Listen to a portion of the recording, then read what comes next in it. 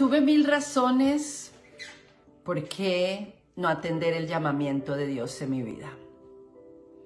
1000 razones. Pero ¿cuántos de ustedes saben y entienden que cuando Dios se empeña en una persona y llama a esa persona y es un llamamiento realmente de parte de Dios, no hay infierno y no hay nadie que pueda quitar a esa persona del propósito divino de Dios? Y es así como el Salmo 32, creo que es el versículo 8, sí, que dice: fijaré mis ojos en ti y te mostraré el camino por el cual debes andar.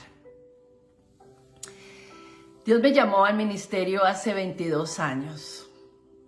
Y la forma como Él lo hizo de una forma tan sobrenatural. Cuando nadie daba un centavo por mí, literalmente, porque esta palabra fue dicha por mi pastora, que ninguno de los líderes daban un centavo por mí. Dios dio toda su sangre poderosa por mí y me llamó de lo vil y de lo despreciado. Me llamó y me empezó a usar de una forma sobrenatural a los 6 meses de mi conversión. Y de esa forma como Dios me empieza a usar, y digo de una forma sobrenatural porque, Dios mío, yo no entendía lo que era el ministerio, yo no entendía lo que era guerra espiritual, yo no entendía el llamamiento que Dios me hacía. Y para que entendamos esto un poquito, 6 meses anterior a eso, yo me convierto en mi casa, en mi hogar. Estaba pasando un proceso sumamente difícil. Y le digo, y mis palabras al Señor fueron: yo no quiero una religión, yo quiero una relación personal y yo quiero conocerte cara a cara, Señor. Y yo te quiero decir algo a ti, amada y amado del Señor, y es esto: que cuando Dios llama, Dios respalda. Que cuando Dios llama, tú no tienes que mendigarle absolutamente nada a nadie, porque Él fue que te llamó y Él es el que te está respaldando en todo. Y mi llamamiento fue tan rápido que después de esta conversión, después de esta oración que hice realmente, que yo le quería servir a Él y que no me importaba lo que pasara. ¿Para qué dije eso, Dios mío?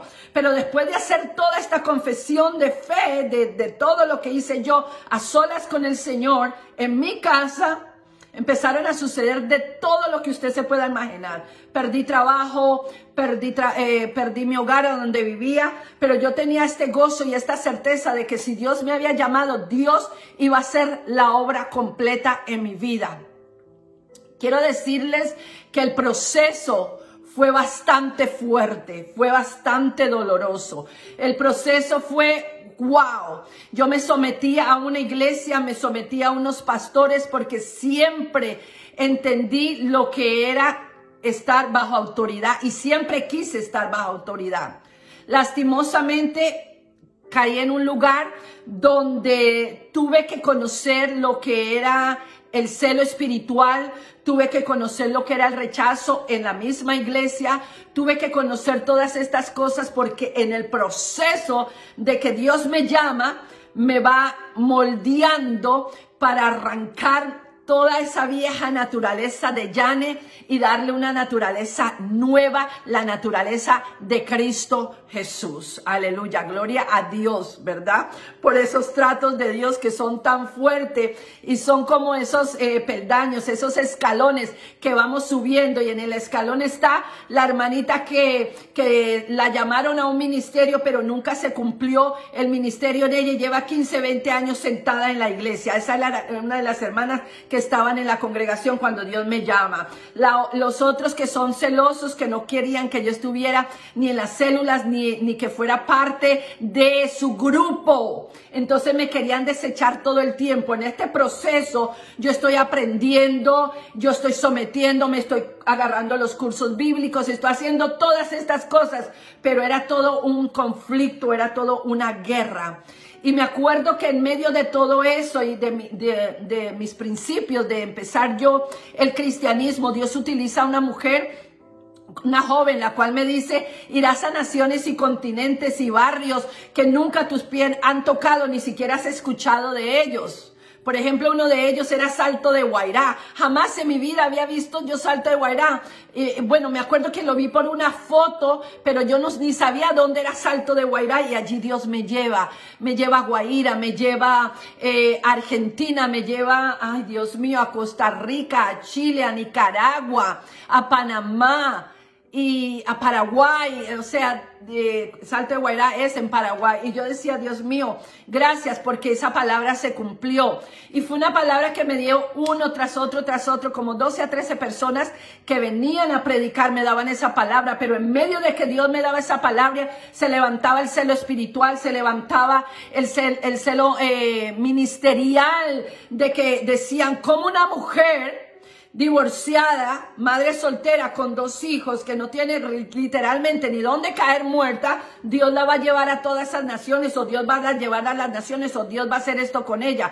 Era insólito para las personas que Dios me iba a usar de la forma que me iba a usar. A los 6 meses de mi conversión, Dios empieza a usarme de una forma sobrenatural, hermanos. Y digo una forma sobrenatural para gloria y honra de su nombre, porque yo no entendía lo que era ayunar, yo no entendía lo que eran dones espirituales, y mucho menos lo que era guerra espiritual. Y aunque los pastores de la iglesia, por todos los celos y lo que los hermanos decían, que no querían que yo estuviera en su grupo ni en el liderazgo, y eso era una guerra continua de todos los días, de todo el tiempo que estaba yo allí. Ellos no querían que yo estuviera, aunque todo eso pasaba, venían pastores de otra iglesia y le pedían a la pastora que me permitiera ir a predicar a su iglesia, que me permitiera ir a predicar a su congregación. Y es allí donde Dios me empieza a usar para los afroamericanos y las iglesias afroamericanas de aquí en Florida, en Miami, donde yo vivía. Entonces yo digo, Señor, pero yo ni sé la palabra, yo ni sé cómo hacer y qué decir, pero Dios sabía que Él me había llamado y que Él me iba a respaldar. Y Él literalmente, hermanos, les quiero decir, y amigos, me tiró al campo de batalla, me tiró a la universidad de la guerra, literalmente. Y es allí donde el Espíritu Santo de Dios empieza a ministrarme, empieza a tratar con mi vida, empieza a equiparme de una manera sobrenatural que yo misma no entendía ni lo que estaba pasando, porque fue todo muy rápido. Y es allí donde empezaron a decirme tantas personas que yo iría a las naciones, y realmente, hermanos, así fue. Pero espere la segunda parte y después seguimos hablando.